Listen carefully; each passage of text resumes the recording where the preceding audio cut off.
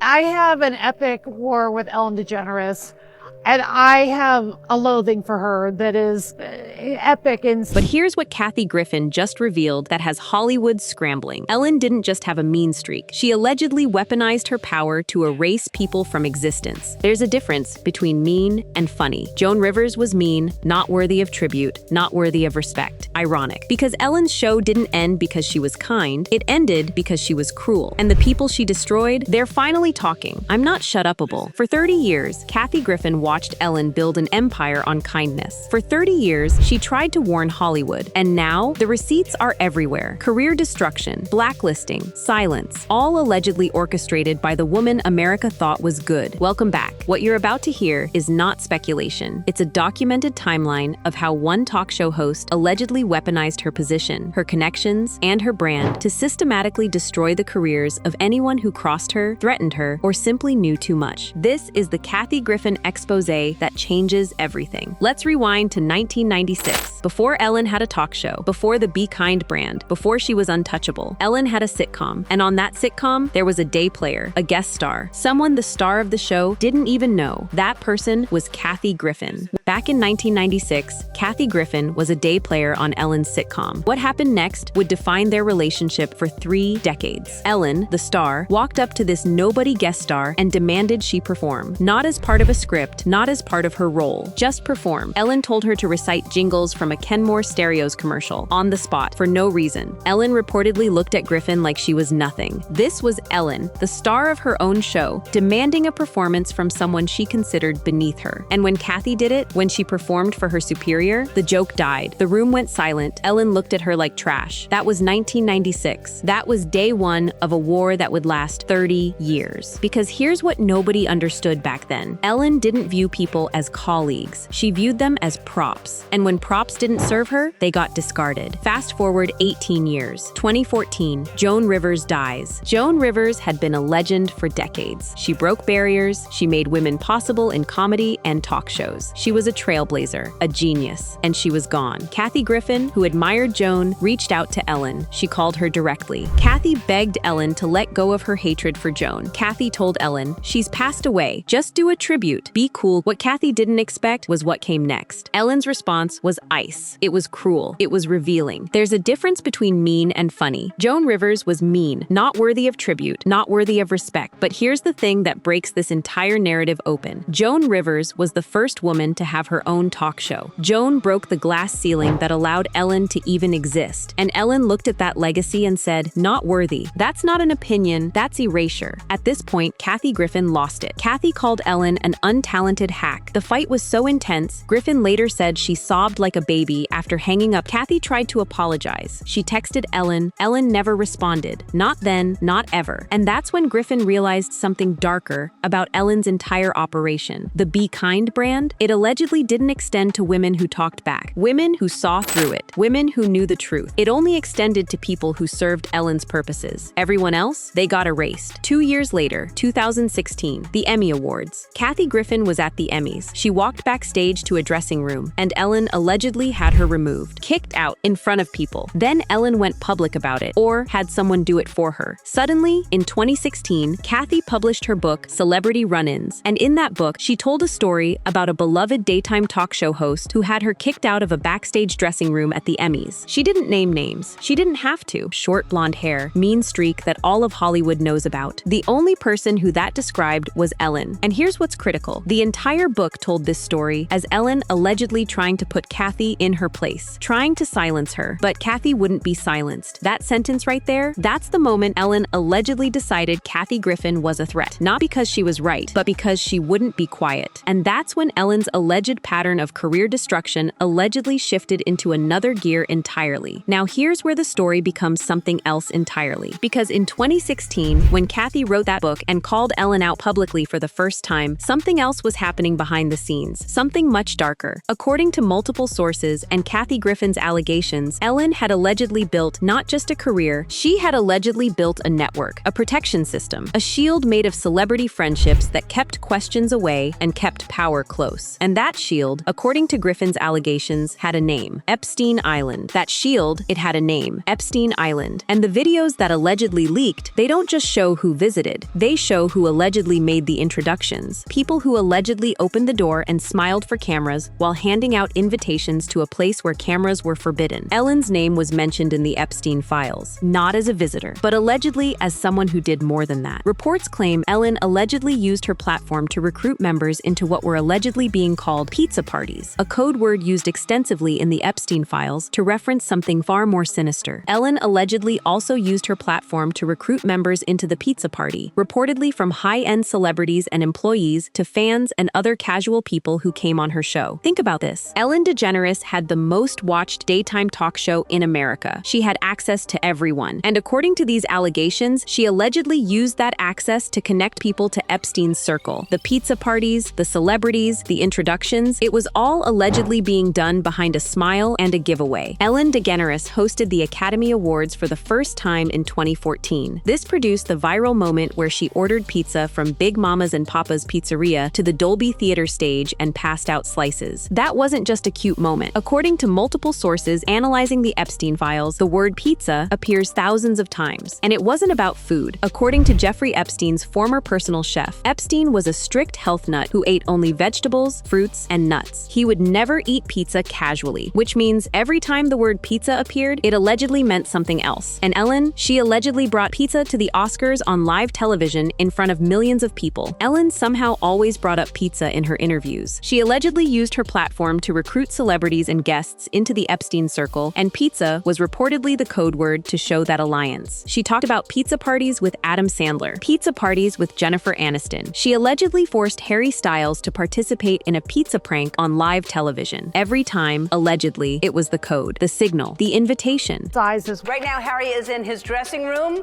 I have ordered him a pizza. The pizza delivery guy will be there soon. Harry is wearing an earpiece. He has to say and do whatever. Harry had to obey Ellen's commands. That wasn't just entertainment. According to sources, that was allegedly demonstrating control, demonstrating access, demonstrating the kind of power Ellen allegedly wielded over even the biggest celebrities. But here's what Griffin allegedly discovered that changes everything. Ellen didn't just have a mean streak. She allegedly had a system. According to BuzzFeed in 2020, when former employees finally came forward, they revealed details about Ellen's workplace that contradicted her Be Kind brand entirely. In a 2020 BuzzFeed article, 10 former employees revealed the Ellen Show was a toxic workplace built on fear and intimidation. One producer allegedly said, Ellen created a culture where you're not allowed to be funnier than her. Another said she enjoyed watching people squirm. Not allowed to be funnier. That's not just mean, that's control. That's someone who allegedly weaponized her position to ensure she was always the dominant force in any room. And here's the crucial part. A third employee revealed that Ellen had a sensitivity list, topics she wouldn't discuss. And those topics allegedly included Epstein, Maxwell, any guest who might ask uncomfortable questions. A third said she had a sensitivity list of topics she wouldn't discuss, including Epstein, including Maxwell, including any guest who might ask uncomfortable questions. So Ellen allegedly built a barrier around herself, not just through kindness, but through control, through fear, through allegedly silencing anyone who might threaten her. Now let's talk about who allegedly got caught on the wrong side of that. Anne Heche was openly connected to Ellen. They were allegedly a couple. Ellen allegedly brought her on her show. Ellen allegedly introduced her to Hollywood power players. And then everything allegedly changed. In 2022, Anne Heche dies. The woman who loved Ellen, who Ellen allegedly abandoned, who Ellen allegedly blacklisted, who spent 20 years trying to rebuild a career Ellen allegedly destroyed. Anne Heche died in 2022, after 20 years of trying to rebuild her career, after allegedly being blacklisted by Ellen, after being abandoned, and Ellen's response? Minimal, brief, cold. And Ellen's response was minimal. A brief statement, no extended tribute, no visible grief, the same silence Griffin allegedly witnessed for decades, the same coldness, the same mean streak that all of Hollywood knows about. That's not the behavior of someone who cared. That's the behavior of someone who allegedly wanted Anne Heche's chapter closed, forgotten, erased, because Anne Heche allegedly knew things about Ellen, about the network, about what the Be Kind brand was really protecting. Now let's zoom out and look at the pattern Griffin is allegedly exposing. Ellen didn't destroy one career. According to Griffin's allegations, she allegedly destroyed many, and she did it using a specific formula. Step 1. Access. Ellen gets close to someone. She brings them on her show. She introduces them to power players. She creates the illusion of mentorship, friendship, and protection. Step 2. Control. Once you're in Ellen's orbit, you play by her rules. You don't challenge her. You don't question her. You don't be funnier than her. You don't ask uncomfortable questions. Step 3. Betrayal. The moment you cross Ellen, the moment you threaten her, the moment you know too much, the protection allegedly disappears, and Hollywood turns on you because Ellen's network is powerful. She can allegedly make or break anyone. Step 4. Silence. Once you're destroyed, Ellen allegedly never acknowledges you again. No tribute, no acknowledgement, just erasure, just the cold silence of someone who allegedly never knew you at all. Ellen's relationships, the producers, the network executives, the A-listers, Oprah, Jennifer Aniston, the Obamas, everyone Ellen danced with, everyone she gave cars to, everyone she made cry on camera. Griffin allegedly claims it wasn't friendship, it was currency, a shield that acted as protection from questions, from scrutiny, and from the kind of accountability that ends careers. The car giveaways, the celebrity friendships, the Oscars moments, all allegedly part of a system designed to make Ellen untouchable. But here's what Griffin allegedly realized. That system wasn't built to protect Ellen from workplace allegations. It was built to protect her from something much darker, something allegedly caught on video, something allegedly connected to Epstein Island. Ellen's protection. It allegedly had a specific function. It was not just to protect Ellen from workplace allegations, it was to protect her from something much darker, something allegedly caught on video, something allegedly connected to Epstein Island. And the people who allegedly knew, the people who allegedly saw the videos or heard the stories, they were allegedly silenced through career destruction, through blacklisting, through the kind of power that only Ellen's network allegedly possessed. Kathy Griffin tried to tell everyone. In 1996, in 2014, in 2016. She wrote it in her book. She said it publicly. She refused to be silenced. And for 30 years, nobody listened because the fortress was too beautiful. The brand was too powerful. The Be Kind mask was too perfect. For 30 years, Kathy Griffin allegedly watched Ellen DeGeneres build a fortress, brick by brick, friendship by friendship, car giveaway by car giveaway. And for 30 years, Griffin allegedly tried to tell people what was inside. The mean streak, the cruelty, the control. Until 2021, when Ellen's show ended, when employees came forward with stories of toxicity, when sponsors pulled out, when the fortress finally cracked. And then Ellen allegedly disappeared, moved to England, bought a farmhouse, vanished, almost like someone who had something to hide, or someone who was allegedly told to disappear. In 2021, the show ended officially. Ellen wanted to move on, but in reality, her show's sponsors pulled out and her staff revolted. Ellen quickly moved to England, bought a farmhouse, disappeared, almost like someone who had something to hide or someone who was told to disappear. So was Kathy Griffin right about everything? About the mean streak, about the cruelty, about the control, about the network that allegedly protected Ellen from accountability, about the darker connections allegedly caught on video. The evidence is stacking. The toxic workplace allegations, the careers allegedly destroyed, the silence around Anne Hesh, the Epstein connections, the leaked videos Griffin allegedly saw or knows about, the pattern of recruitment, the pizza code, the network of celebrities allegedly kept in line through gratitude and fear. And through all of it, one constant, one voice, Kathy Griffin. Since 1996, before the empire, before the brand, before the Be Kind mask was even fully formed, Griffin allegedly watched Ellen build something dark, and she refused to be silenced about it. The woman who was not shut up in 2016 is allegedly still talking, and this time, people are finally listening. Ellen DeGeneres didn't just have a mean streak hidden behind a brand. According to Kathy Griffin, Ellen allegedly used her Hollywood power to systematically destroy the careers of anyone who crossed her, threatened her, or knew too much. The kind facade was allegedly the shield, the network was allegedly the weapon, and the careers allegedly destroyed were the collateral damage of a system designed to keep Ellen untouchable. And now, the fortress has fallen, the mask has cracked, and the woman who tried to silence Kathy Griffin for 3 decades is the one who's silenced now. The question isn't whether Kathy was right. The question is, who else knew? Who else was part of the network? And how many careers were allegedly destroyed in the process?